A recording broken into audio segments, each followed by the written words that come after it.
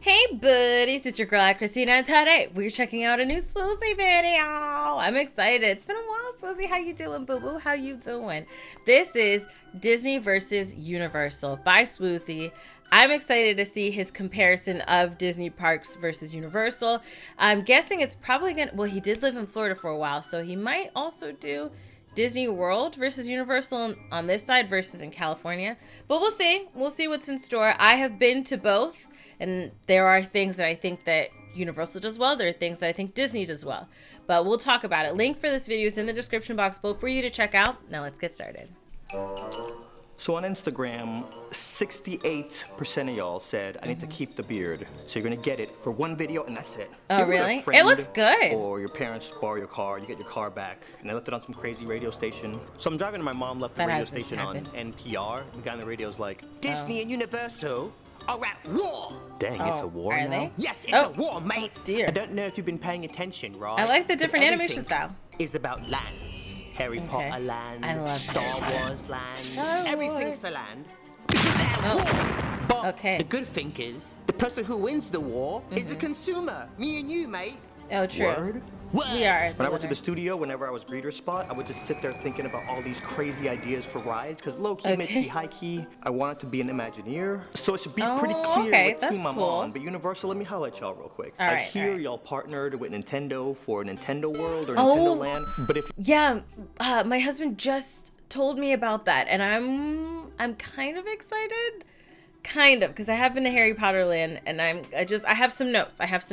y'all don't have a 12-player interactive virtual reality Mario Kart of some sort planned, you're already sitting on a big fat hill. Go all out. They all you fall have off wind though. machines. When you throw an item, you physically have to use your hands to throw. If somebody throws a banana at you, I'm gonna feel it. Oh dear. Nom, nom, nom. And it'll be a different ride.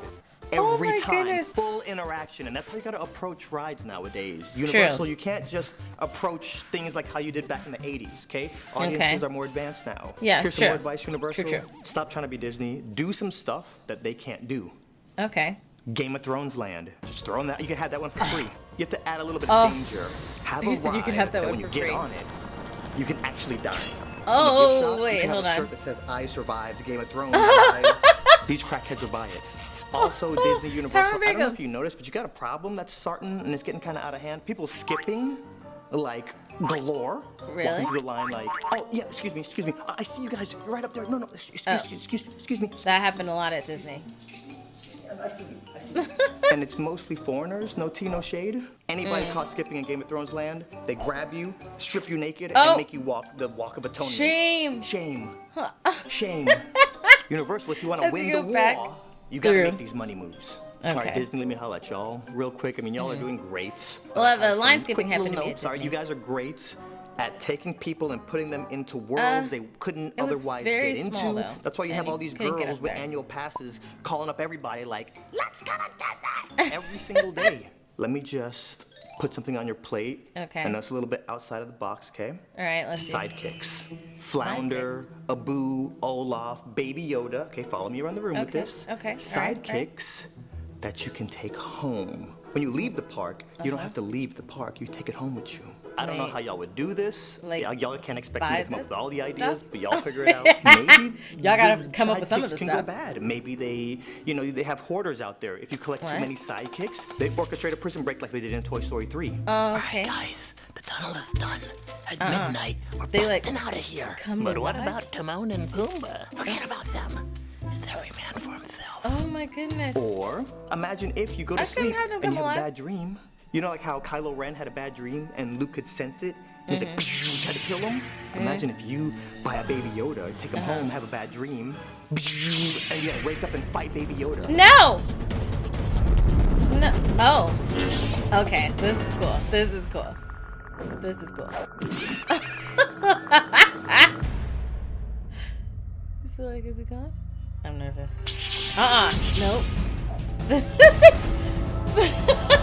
How awesome would that be? That's Insert a actually little bit of pretty danger cool. in there. That's actually These are pretty the cool, but ideas I'm that I'm not giving taking y'all them for things free. home with me. Imagine if you paid me. But Disney, here's just one more tip. Okay. If y'all start losing the war and Universal starts kicking y'all's butt, here's just one more tip. What's the tip? Buy Universal. Oh. Like they did Fox.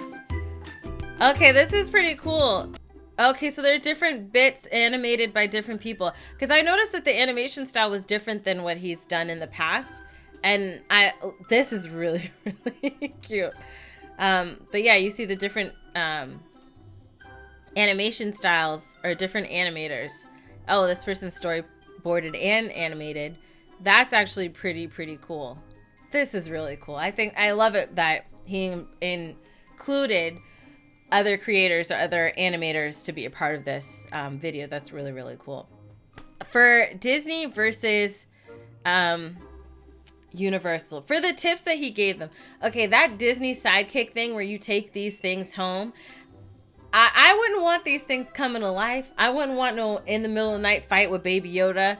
I would probably rip him to shreds. Like pop that head off, turn like blood all over me and everything. Whose blood? I don't know. Why'd you ask about blood? But like having those things waking up when I'm there, that would freak me out. I am, however, behind this whole Game of Thrones park. However, the issue would be trying to sell that because Game of Thrones, the two, was it something and Wasp, like DB something and Wasp, or is that all the same guy? Nonetheless, the two showrunners, they really botched the last season and crapped it out just to try to jump on the Star Wars train, which they got kicked off of, so they should have never done that ish. Then they would have had a good name, and Game of Thrones would have ended well, okay? Because that last season was crap garbage. There were good moments, a couple of things. You know what? Pull back.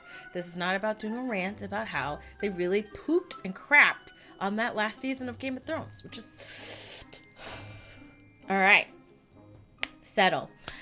I would still love a Game of Thrones land. I don't think they're going to do it because the last season was so divisive for fans. So it's not really a hot ticket selling name anymore. But if they hadn't botched it, I would have loved to see a Game of Thrones land. Now, I don't want to feel like I'm actually going to die, but having like a throne that you can sit in would be really, really cool, and take pictures. If they had like the hall at King's Landing where everybody sat in the throne room, that would be cool. Seeing some of the set pieces would have been really cool. A dragon ride would have been freaking cool, where you're like Daenerys on a dragon. That would be super freaking cool.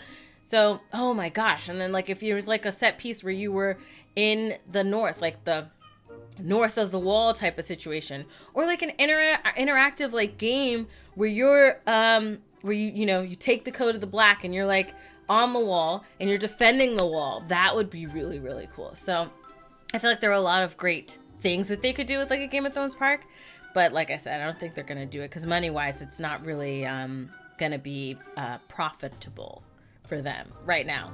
I'm excited to see what their Nintendo Land is. It would be really cool if they do take his idea of doing the Mario Kart thing, which I'm a huge fan of if they do it. And I hope they do a lot better execution than Harry Potter Land. I really feel like they dropped the ball. Universal dropped a lot of balls with the Harry Potter Land. Some areas were great. Some areas were just like, okay, I can see behind the curtain. Let's fix that. Let's close the curtain, you know? But let me know your thoughts down below in the comment section. What did you think of the tips that he gave about Disney versus Universal? Do you have some tips of your own? Let me know down below. If you like that video, check out the link in the description box below to support sWooZie and everybody involved in making the video with him. If you like this video, hit the like out of that like button. I love you guys as always. And until next time, buddies. Toodles.